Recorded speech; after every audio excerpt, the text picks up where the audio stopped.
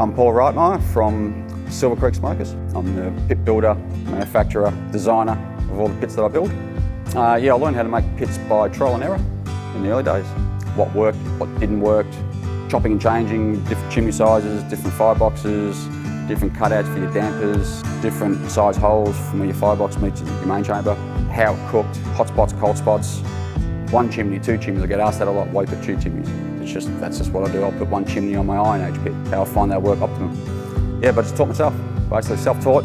Did a lot of research, spoke to a few guys in the States in the early days.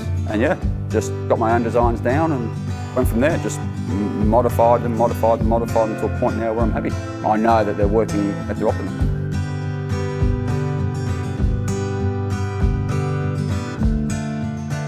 The work that goes into my pits is a lot of heavy work, especially the bigger ones, even down to minute scratches on the main chamber and stuff. I try and weld up and grind back so the finish is better. The welding has to be optimum. If I don't like a weld, I'll grind it off and redo it. Just take a lot of pride in building them and sending out a pit with my name on it, and getting the customer's reaction is, yeah, it just makes it all worth it.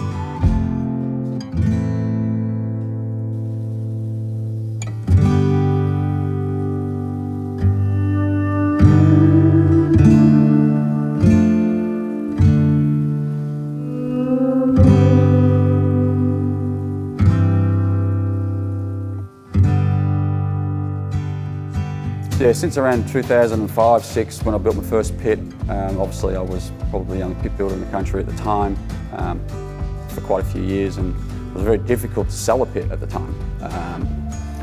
They were too thick, they were too this, they were too that. People didn't know what they were used for, and trying to sell brisket was something that your grandmother boiled in a pot.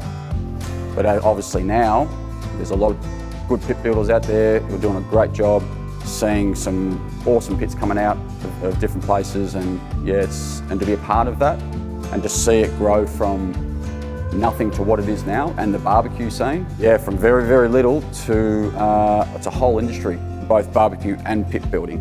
So to sort of be in it at the start and see it grow and to see how it's evolved and developed, it's pretty cool.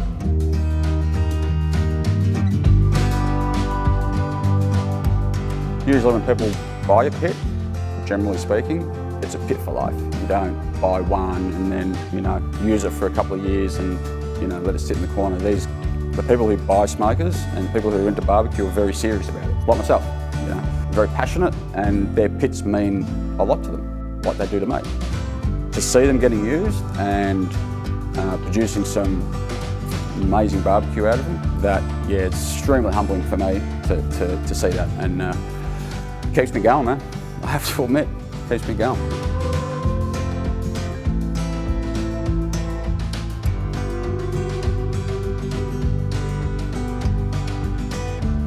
Barbecue to me it's my life, I guess. Brisket is obviously top of the agenda, but cooking in that primal way of heat, smoke, in a simple pit, over wood, over a long period of time, it shows the respect. Simple ingredients, salt and pepper for me, and just simply cooked, but cooked well.